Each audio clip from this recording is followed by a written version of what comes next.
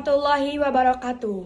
Sampurasun, wilujeng enjing pamirsa, patepang deui sareng simkuring pun Putri Wita Nur Aprani dina acara Warta Sunda keur balera.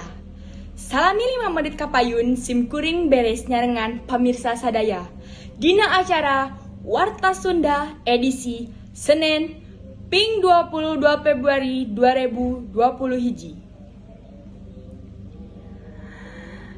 Para pamisa, di kawasan wisata Pangandaran, tiba heula tuk tikiwari teu saeutik nu ngahaja nyiar kasab dina balatik rupa-rupa kadaharan jeung kaulinan.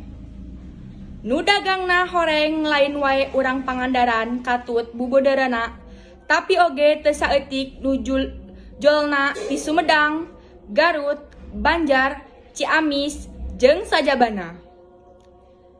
Salah sahiji nu dagang teh nyaeta Ude Suprianta.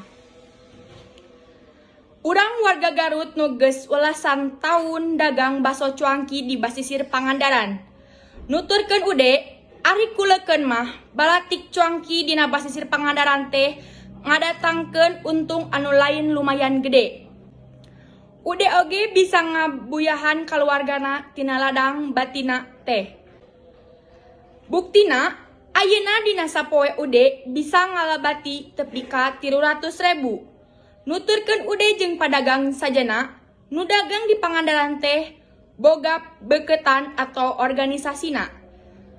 Eta teh sangka nu dagangna tartib jeung aya nu ngurus mun pareng aya pasualan.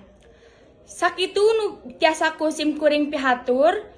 Simkuring pun Putri Wita Nur Aprani pamit undur diri. Wassalamualaikum warahmatullahi wabarakatuh.